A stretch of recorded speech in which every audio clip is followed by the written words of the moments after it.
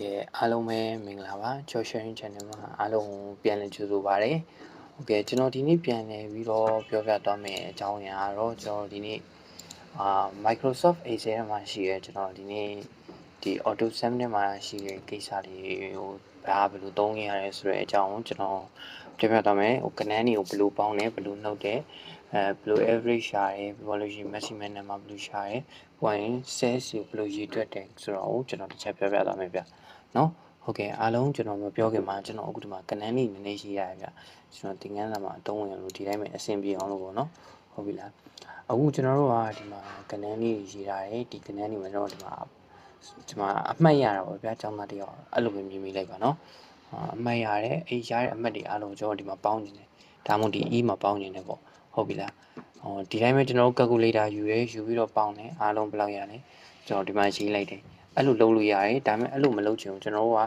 formula နဲ့နည်းစနစ်ကြလုပ်ချင်တယ် equation နဲ့လုပ်ချင်တယ်ဆိုလို့ရှိရင်ကျွန်တော်တို့ဒီ home နဲ့မှာပဲเนาะ home နဲ့မှာပဲရှိတယ် auto sum ဆိုတာရှိတယ်ဗျ auto sum ဆိုတဲ့နေရာမှာ sum ဆိုတဲ့ဟာလေးကိုရွေးပါလို့ရှိရင်အခုမှဒီလိုမျိုးလေးပေါ်လာပြီ sum ဆိုတာနေပြီလေအဲ့ချိန်ရလို့ရှိရင်အခုကျွန်တော်တို့ပေါင်းမယ် sequence တွေကိုလိုက်ပြီးတော့ select မှတ်ပါเนาะအဲ့ချိန်ရလို့ရှိရင်ဒါလေးကို select မှတ်မယ်ပေါ်လို့ရှိရင်ကျွန်တော်ဒီ၄ခုလုံးပေါင်းနေတာမလား၄ခုလုံးပေါင်းနေတာဆိုဖြစ်တဲ့အတွက်ဒါလေးကိုနှိပ်ပြီးသွားလို့ရှိရင်ဒီမှာ A1 ဆိုပြီးလာပေါ်ပြီးတက်လာတယ်အခုဒီမှာ A မှာရှိတယ်1ကိုကျွန်တော်ပေါင်းမယ်ဟုတ်ပြီ A1 ရေနောက်တစ်ခုထပ်ပေါင်းပါဆိုတော့ကျွန်တော်အပေါင်းလေးနောက်တစ်ခုထပ်ရေးမယ်ရေး1ပေါင်းမယ်ရနောက်တစ်ခုပါလဲဆိုတော့ B မှာရှိတယ်1ကိုပေါင်းပါအဲ့တော့ B1 ကိုနောက်တစ်ချက်ကတ်လိုက်တယ်ပေါ်လို့ရှိရင် C ရရှိတယ်ဒီနံပါတ်9ကိုလည်းပေါင်းမယ်အားကြောင့်မလို့ C မှာရှိတယ် C1 မှာရှိတဲ့ဟာကိုလည်းအပေါင်းတစ်ချက်နှိပ်မယ်ပြီးရင် C ကိုကလစ်မယ်ဟုတ်ပြီနော်ပြောလို့ရှိရင်ဒါလည်းပေါင်းမှဖြစ်တဲ့အတွက်အပေါင်းတစ်ချက်နှိပ်မယ်ဒါကိုကလစ်မယ်အဲ့ဆိုလို့ရှိရင်၄ခုကျွန်တော်အဲ့ဒါပြီးသွားပြီဆိုလို့ရှိရင်ကျွန်တော်ဒီ၄ခုပဲပေါင်းမှဖြစ်တဲ့အားလုံးပေါင်းဖို့အတွက်နှိပ်ပြီး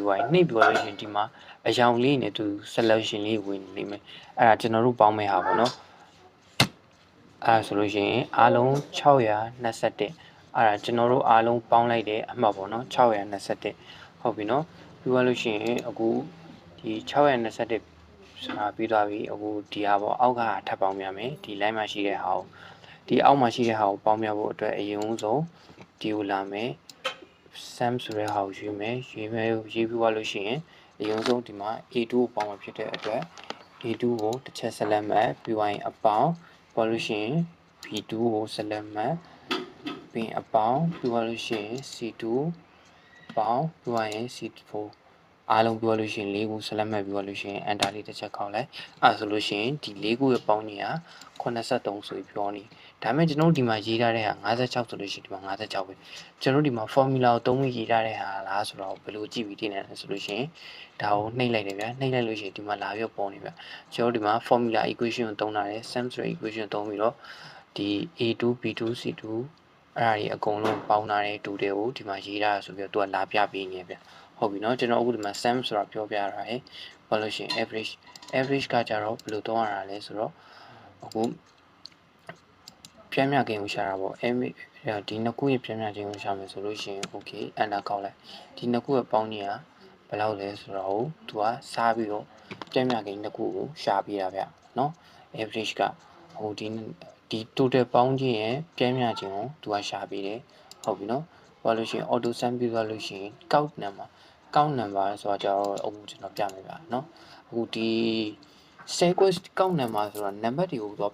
count ရေးတွက်ပေးတာမဟုတ်ဗျာအခုကျွန်တော်တို့ sequence ဒီတမင်နာတွေမှာဒီ row တစ်ခုထဲမှာ sequence ဘယ်နှကွက်ရှိလဲဆိုတော့သူကရေးတွက်ပေးတာအဲ့ဒါကိုသိချင်တယ်ဆိုလို့ရှိရင်ကျွန်တော်တို့ဒီထဲက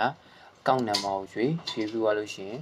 ်ကျွန်တော်အခုဒီမှာ selection ဝင်နေဒီထဲမှာဒီ selection ဝင်နေတဲ့ဟာကိုကွက်ကိုလိုက်ပြီးဖြည့်ပြီးတော့ select လိုက်မှတ်လို့လည်းရတယ်ဟုတ်ပြီเนาะအဲ့လို select မှတ်ပြီးတော့ရွေးလေးရတယ်ဒါမှမဟုတ်တစ်ခုချင်းစီလိုက်ရွေးခြင်းနဲ့ရတယ်ဒီနံပါတ်ရယ်ဘာလို့ရှိရင်အပေါင်းဘာလို့ရှိရင်ဒီနံပါတ်ရယ်အပေါင်းဒီနံပါတ်ရယ်အပေါင်းဘာလို့ရှိရင်အဲ့လိုလိုက်ရွေးပြီးတော့ enter ခောက်လိုက်မယ်ဆိုလို့ရှိရင်သူရွေးပြီးတယ်ဗျเนาะအခုကျွန်တော်တို့ကပြန်ရွေးမယ်ဆိုလို့ရှိရင်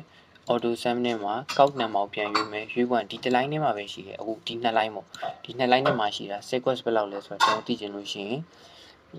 select မှတ်ကိုဘယ်လောက်တည်ကျင်လဲဟာကို select မှတ်ပြီးသွားလို့ရှိရင် enter ခောက်အဲ့ဆိုလို့ရှိရင်ကျွန်တော်ဒီကနေပြီးတော့ဒီမှတ်လိုက်တဲ့နေရာမှာ sequence ဘယ်နှကွက်ရှိလဲဆိုတော့ sequence ရှိတဲ့အောင်သူကဒီမှာပြန်ပြပေးရဗျဟုတ်ပြီနော်နောက်တစ်ခေါက်ပြန်လုပ်ကြည့်မယ်အခုဒီရဲ့ကနေပြီးတော့ကောက်တန်မှာဆိုတော့ဟာကိုရွေးပြီးလို့ရှိရင်ကျွန်တော်တို့ selection မှတ်ချင်တဲ့ဟာကိုအခုဒီမှာ၄ခု DD မှတ်မယ်ဆိုလို့ရှိရင် DD selection မှတ်ပြီးတော့လို့ရှိရင် enter ခေါက်လိုက်အဲ့ဆိုလို့ရှိရင်ဒီကနေပြီးတော့ DD ရှိတဲ့ဟာကိုသူကဒီမှာလာပြပေးရဗျနော် A1 ကနေပြီးတော့ D2 ထိကို selection မှတ်ထားလို့ပြောတာ A1 နေပြီးတော့ D2 ထိကို selection မှတ်ထားတယ်မှာ set ကွက်က10ခုရှိတယ်ဆိုပြီးတော့သူကရှင်းပြထားတယ်ဗျနော်ပြီးသွားလို့ရှိရင်နောက်တစ်ခုကဘာလဲဆိုတော့ဒါ maximum number ပေါ့ maximum number ကဘယ်လိုရှာရလဲဆိုတော့ကျွန်တော်ပြမယ်ဗျဒါလေးပြန်ပြလိုက်အောင်မယ် okay ဟုတ်ပြီအခုကျွန်တော်က maximum number ဆိုတာအများဆုံးကိန်းကနတစ်ခုရှာတာဗျနော် minimum number ကကျတော့အနည်းဆုံးကိန်းကနတစ်ခုရှာတာအဲ့တော့ကျွန်တော်တို့ဒီ maximum number ကိုရှာချင်တယ်ဆိုလို့ရှိရင် sum နဲ့ကနေပြီးတော့ဒီမှာ max ဆိုတာလေးကိုရွေးလိုက်ရွေးပြီးလို့ရှိရင်ဒီတစ် line နဲ့မှာပဲရှိတဲ့ဟာကိုလိုချင်တာလားဒါမှမဟုတ်ဒီနှစ် line ပေါင်းနေတဲ့ဟာမှာကိုလိုချင်တာလားဟုတ်ပြီရွေးပြီးလို့ရှိရင် enter ခေါက်လိုက်အဲ့ဆိုလို့ရှိရင်ဒီနှစ် line နဲ့မှာ maximum နဲ့မှာအများဆုံးက621သူရွေးပြီးတာ621အများဆုံးက621ရှိရဆိုပြီးပြောတာဟုတ်ပြီနော်အဲ့ဆိုလို့ရှိရင် minimum ဆိုတာရောပါလဲဆိုတော့ကျွန်တော်ပြောပြမယ် minimum ကိုရွေးလိုက်ရွေးပြီးလို့ရှိရင်ဟုတ်ပြီကျွန်တော် selection မှတ်ဒီထဲမှာအသေးဆုံးကဏ္ဍကိုရွေးပြီးပါပေါ့နော် minimum ဆိုတာကြတော့အဲ့တော့ရွေးပြီးပါဆိုတော့ name selection မှတ်ပြီးတော့လို့ရှိရင် enter လေးခေါက်လိုက်အဲ့ဒါဆိုလို့ရှိရင် text ဆိုပြီးတော့ရွေးပြီးတယ်ဗျဟုတ်ပြီနော်အခုကျွန်တော်တို့ကဒီမှာကဏ္ဍတွေကိုပေါင်းနေတယ်ဗျဟုတ်ပြီနော်အခုကျွန်တော်ပြပြသွားတဲ့ဟာကိုပြန်အရင်ပြန်ပြောသားမယ်ရှော့သားမှာဆိုလို့ sum ရဲ့ average ရဲ့ count number ရဲ့ maximum ရဲ့ minimum ရဲ့ကျွန်တော်ဒီ၅ခုပြောပြသွားရဗျเนาะသူကဒီတက်မကထပ်လုံနိုင်နေတဲ့ဟာကြီးကြတော့အခုကျွန်တော်ပေါင်းတာနှောက်တာမြှောက်တာစားတာပေါ့ဥပမာအရင်ဆုံးကျွန်တော် equation တစ်ခုလုပ်ချင်တယ်ဆိုလို့ရှိရင် equation ဆိုတာလေးကိုအရင်ရေးပေးရဗျเนาะဒီမှာ equation ဆိုတာကိုရေးပေါ်လို့ရှိရင်ဘာလုပ်မှာလဲပေါင်းမှာလား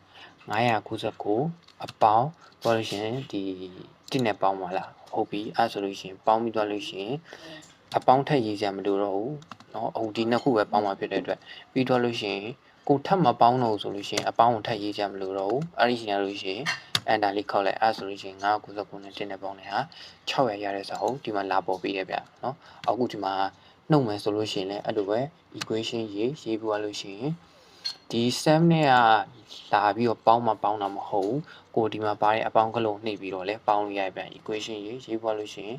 အခုပေါင်းနေတဲ့ဟာကိုတစ်ချက်ကလစ်